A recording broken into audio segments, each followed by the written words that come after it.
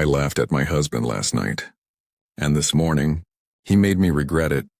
It wasn't the kind of laugh you share across a dinner table, soft and conspiratorial. Oh, it was sharp, unintended, slipped out of me like a secret I should have buried. He'd said something half serious about wanting to take the lead, to remind me who I belonged to. I'd tilted my head back and let the laughter spill careless. A laugh that cut deeper than I meant, and the way his eyes darkened told me instantly I'd made a mistake.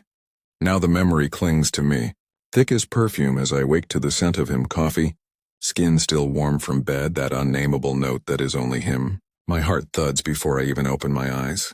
Something feels different. The room hums with a kind of tension I can't name. I sit up slowly, covers slipping from my bare shoulders. Morning light slices through the blinds, striping his side of the bed. Empty. My chest tightens. He's up before me, which is rare. I push a strand of hair behind my ear, listening. The house is quiet, too quiet. I slide my feet to the floor. Cool wood, a shiver. I pad down the hallway, each step heavier than the last. There's no sound of dishes, no hum of the kettle, not even the creak of a chair. Just silence, broken only by my breathing. And then I see him. He's at the table, not eating, not reading, just sitting there. One hand curled loosely around a coffee mug, the other tapping slowly against the wood. His posture is too relaxed, deliberately relaxed. His eyes lift, catching mine, and I feel heat rush to my throat. "Morning," I say, voice catching. "Morning." The way he says it, measured, calm, sends a chill straight through me. He doesn't smile. His jaw works once, like he's holding back words. I move toward the counter, pretending this is normal. But I can feel it. The weight of last night presses between us. He hasn't forgotten, and he doesn't plan to let me. The silence stretches. My hand shakes slightly as I reach for a glass of water. Then he speaks. Low, steady. "You thought it was funny." My pulse stutters. "What?" "Last night." He leans back in the chair, gaze pinning me in place. "The way you laughed." I bite down on my lip. The glass trembles in my grip. He doesn't need me to answer. He already knows. The air feels charged, like a storm about to break. My laugh comes back to haunt me, replaying in my head. It hadn't been cruel, not exactly, but careless. And he's the kind of man who doesn't forget. "Come here," he says. It's not loud, not sharp, but it leaves no room for argument. My feet move before I've decided to obey. The glass stays on the counter. Each step feels like crossing into something dangerous, something intimate. When I stop in front of him, I can barely breathe. His hand lifts, slow, fingers brushing my wrist, grazing the inside where my pulse flutters. That simple touch feels like a promise and a warning. "You laugh at me," he murmurs, his thumb pressing lightly against my skin. "And you forget." I always get the last word. A tremor runs through me. My mouth opens, but no words come. He doesn't need them. His eyes are dark, steady, pulling me in, daring me to push back or to surrender. The silence swells again. My breath quickens. Something unspoken passes between us, thick and heavy, charged with everything I didn't mean when I laughed and everything he intends now. And then, without another word, he releases me, stands, walks past, leaves me standing there, heart racing, body burning from a touch that barely happened. I turn slowly, watching his back as he disappears into the bedroom. The sound of the door clicking shut echoes louder than any slam. I don't know what's coming next, but I know it won't be small because last night I laughed. And this morning the door stays shut for longer than it should. Long enough for my thoughts to twist, coil, and drag me into places I don't want to linger. I stand in the middle of the kitchen, clutching nothing, my body still humming from his touch. My laugh feels like a crime scene now, and he's the detective who doesn't rush but always gets his answers. When the door finally opens, he emerges slowly, like he knows I've been waiting. He's changed. Dark shirt, sleeves rolled, collar open just enough to frame his throat. It isn't what he's wearing, it's how he wears it. Relaxed, deliberate, like a man who has already decided the ending to a story I haven't even started reading. His eyes find me. They hold me, trap me, unravel me. "Coffee." His tone is casual, but there's something beneath it threaded like wire. I nod. My voice isn't steady enough to answer. He moves into the kitchen, brushing past me just close enough that the air shifts, warm, scented with him. The scent, sharp soap, faint musk, his skin still carrying heat, wraps around me. My chest tightens. My laugh from last night is still between us, louder in silence than it was in sound. He pours coffee into a mug and sets it in front of me. His eyes flick to my hand as I take it. The porcelain feels too hot, or maybe I do. Why'd you laugh? He asks, soft. Too soft. I grip the cup tighter. I didn't mean... That's not what I asked. My throat goes dry. His voice isn't raised, but it carries something heavier. Control. The kind you feel before you even hear it. I force myself to meet his gaze. It slipped out. His eyebrow lifts, barely there. Slipped. The word curls off his tongue like smoke. I want to look away, but I can't. The silence thickens, full of words neither of us will say. I sip the coffee just to break the moment, but even that feels like an answer he's already judged. He leans against the counter, arms folding across his chest. His shirt strains just slightly against his shoulders, and the sight makes my stomach tighten. He knows exactly what he's doing. You forget, he says, voice calm but sharp, how much I pay attention. Heat blooms in my cheeks. I know what he means. I also know that when he pays attention, he doesn't let go. I set the mug down slower than I intend. And what exactly are you paying attention to right now? His mouth curves, not into a smile, but something that hints at one. You. The word lands heavy, final. Something electric passes through me. I shift in my seat, suddenly too aware of my body, my bare legs brushing against the chair, the thin strap of my top slipping from my shoulder. His eyes flick there for a fraction of a second, just enough to make my pulse spike before returning to my face. I try to laugh it off, but the sound dies in my throat. This time I don't dare. Come here, he says again. I hesitate. Not because I don't want to, but because I do. My feet move anyway, carrying me into the charged air between us. The kitchen feels smaller now, like the walls are holding their breath. He doesn't touch me this time. He just looks. Slow. Deliberate. Like his gaze itself is a hand tracing every inch of me. My chest rises too fast, betraying me. Do you even know what you did? His voice is quiet, but the weight of it presses down on me. My lips part. I laughed. He steps closer. His presence presses into me, not quite touching, but close enough that I can feel the heat radiating off him. At me. It isn't a question. I nod. Barely.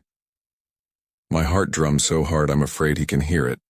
His hand lifts again, brushing the strand of hair from my cheek. His touch lingers against my skin, feather light, but it feels like fire. My knees weaken. I told you, he murmurs. I always get the last word. For a heartbeat, I think he'll kiss me. The tension is unbearable, our breaths tangling, my body tilting toward his like it can't help itself. My lips part, waiting. But he doesn't. He steps back instead, leaving me burning in the space he vacates. My breath catches in protest, but I can't make a sound. Get dressed, he says, voice calm again, deceptively normal. We're going out. Out? My confusion sharpens into something else, anticipation, dread, I can't tell. His tone makes it clear it's not a request. Before I can answer, he turns, walking away. The echo of his footsteps down the hall is maddening, like he's walking off with the upper hand, like he knows I'll follow. And he's right. Because I can't stop thinking about how close he came. About how close I was to letting go. About what happens when he finally stops holding back. I change faster than I mean to. Not because I want to rush, but because my hands won't stay steady. Every button slips through trembling fingers. Every glance at my reflection shows flushed cheeks, wide eyes, a pulse fluttering at my throat like a trapped bird. When I step out of the bedroom, he's waiting by the door. Dark jacket on now, keys in his hand, posture loose but unreadable. My breath catches when I see him. He looks like the kind of man you don't laugh at, like the kind you surrender to. Ready? His voice is smooth, almost casual, but his eyes pin me in place. I nod, slipping on shoes. The silence between us hums. Not angry. Not cold. Charged. Like we're both aware that whatever happened last night has pulled something loose that won't go back. We drive without speaking. City streets blur past the window, but my focus is him. his hand on the wheel, the tendon flexing in his forearm, the faint shadow of stubble along his jaw. My stomach coils tighter with every mile. Finally, he pulls into a secluded overlook, a place I didn't even know he knew. The city sprawls below us, lights scattered like fallen stars, but he doesn't look at it. He looks at me. Out, he says softly. The night air is cooler than I expect, biting my skin, but I hardly notice. My body feels hotter under his gaze than the chill can touch. We stand beside the car. I wrap my arms around myself, but it does nothing to ease the ache inside. He takes a step closer, then another, until there's no safe distance left. You think I didn't notice? His voice is low, almost a growl. My throat tightens. Notice what? The corner of his mouth lifts, not a smile, something darker. The way you hide things in laughter, like it keeps me from seeing what's underneath. My breath stutters. He's right. He's always right. I start, but the words crumble. His hand comes up, brushing my cheek. Not rough, not soft, measured. Like he's drawing a line across me. My knees weaken under the weight of that simple touch. You don't have to lie, he says, voice softer now. Not to me. Something inside me snaps. Not in anger. In surrender. My chest heaves, and the words I've been holding back break free. I laugh because I'm scared, I whisper. His eyes flash, dark and knowing. Of me? No. The word leaves me on a trembling breath. Of how much I want you. Of how much I... My voice catches, the rest strangled in my throat. His thumb presses gently against my lower lip, silencing me. The touch makes me shudder, my body leaning helplessly into his. The silence is unbearable now. His breath mingles with mine, close, too close. And then he does what I've been aching for. His mouth finds mine. The kiss is nothing like I expected. Not punishing, not rushed, slow, commanding. His lips press firmly, holding mine, claiming, steady and unrelenting. Every nerve in my body ignites. I gasp against him and he deepens it, his hand sliding to the back of my neck, pulling me closer. My fingers clutch his shirt, desperate, needing him nearer, needing the solidity of him. The world tilts. My body melts into his. Heat crashes through me like a tide. When he finally pulls back, I'm breathless, dizzy. His forehead rests against mine, his hand still tangled in my hair. You don't get to laugh at me, he murmurs, voice ragged. Not without paying for it. I swallow hard, my lips tingling. Maybe I wanted to. His low chuckle vibrates through me, sending shivers down my spine. Careful. I tilt my chin, daring him, though my pulse betrays me. Or what? For a moment his eyes blaze, and I think he'll show me right there. But then, headlights flash across us. A car pulling into the overlook. He stiffens, stepping back just enough to break the moment. My body screams at the loss, my skin still burning where he touched me. The interruption is sharp, cruel. Two strangers climb out of their car, laughing, oblivious. The spell shatters, but the tension remains, wound tighter than before. He leans close, his lips brushing my ear. Not here. The promise in his voice is hotter than any kiss. We slip back into the car, the silence heavier now, my confession still echoing in the air between us. My heart pounds, my lips swollen, my body trembling with need. The city lights blur past again, but I hardly see them. I see him. I feel him. The confession has been made. The ride home is silent, but not empty. It thrums, thick with everything unsaid, every glance stolen when headlights sweep across his profile. My body still trembles from that kiss, from the weight of my own confession. When we pull into the driveway, the night feels different. Charged. Dangerous. The air clings to my skin like static. He kills the engine and sits there for a moment, hands on the wheel, jaw tight. I don't move either. The quiet stretches a rope pulled taut, ready to snap.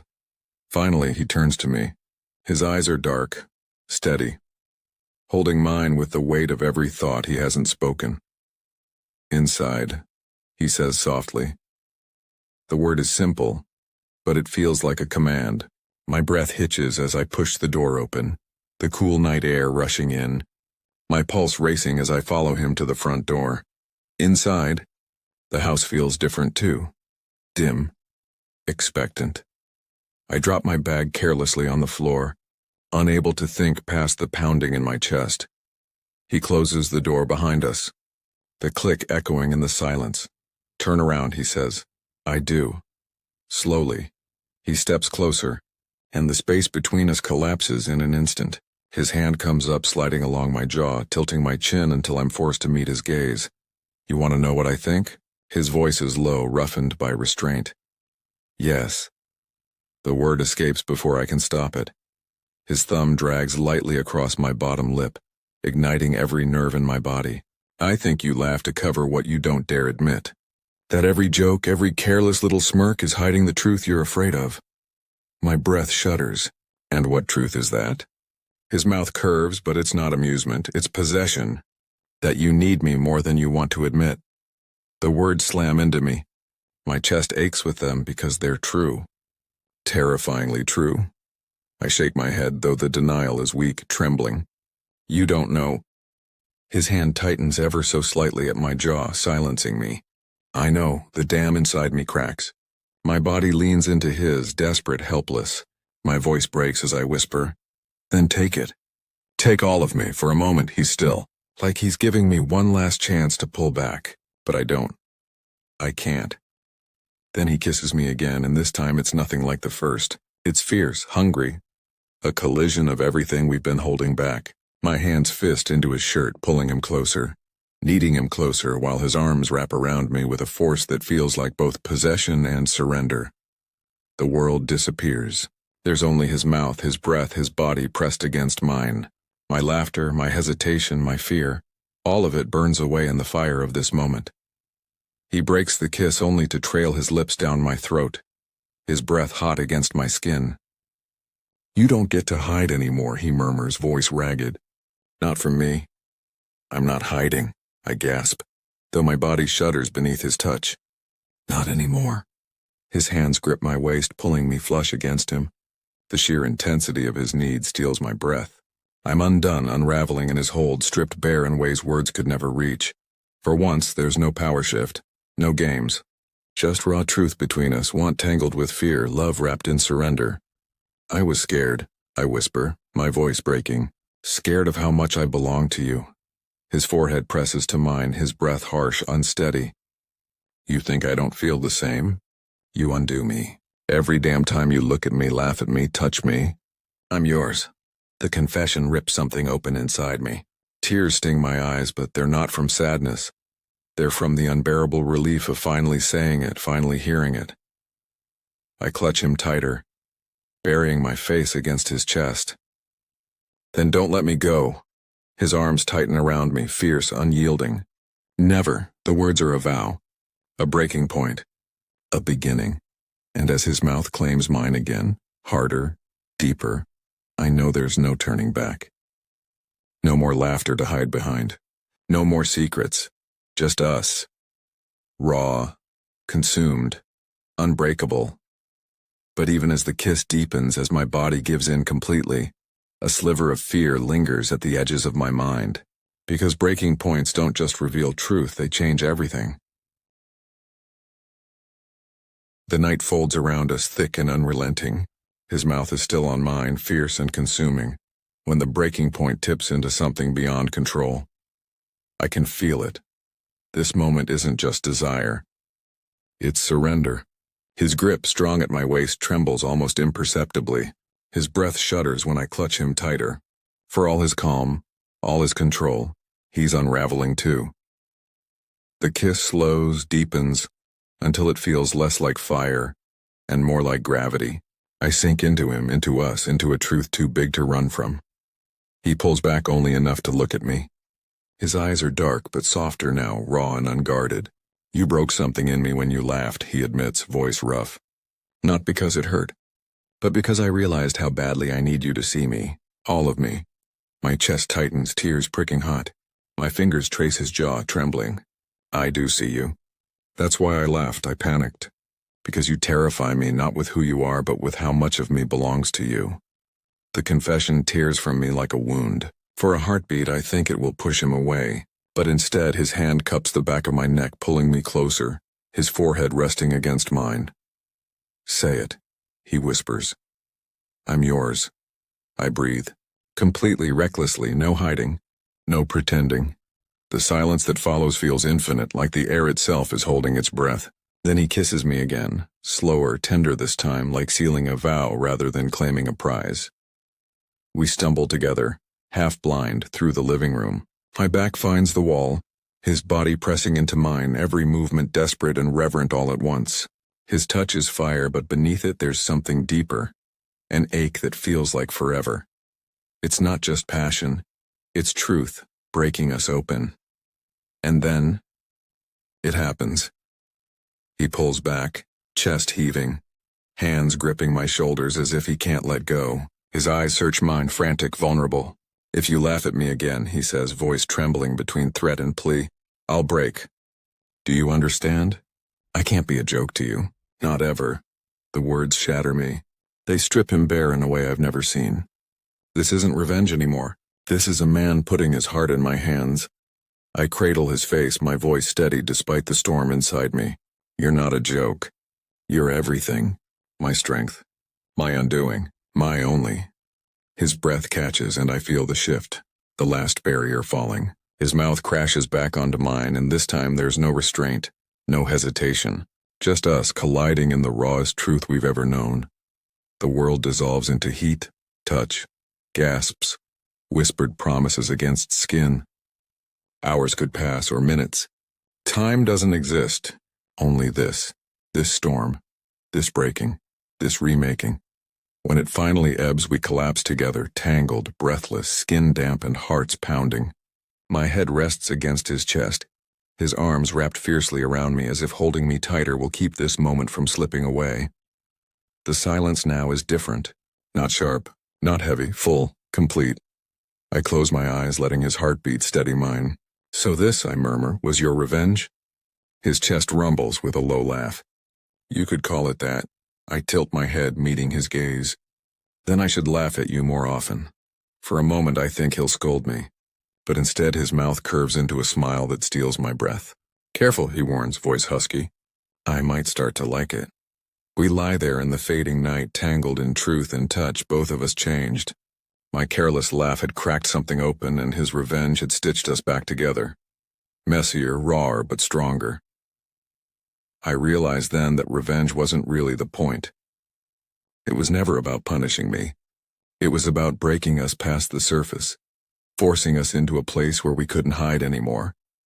And as dawn begins to press pale light against the curtains, I know one thing with absolute certainty. I'll never laugh the same way again. Because laughter led me here. To him. To us, to this impossible, terrifying, breathtaking truth. And I wouldn't take it back.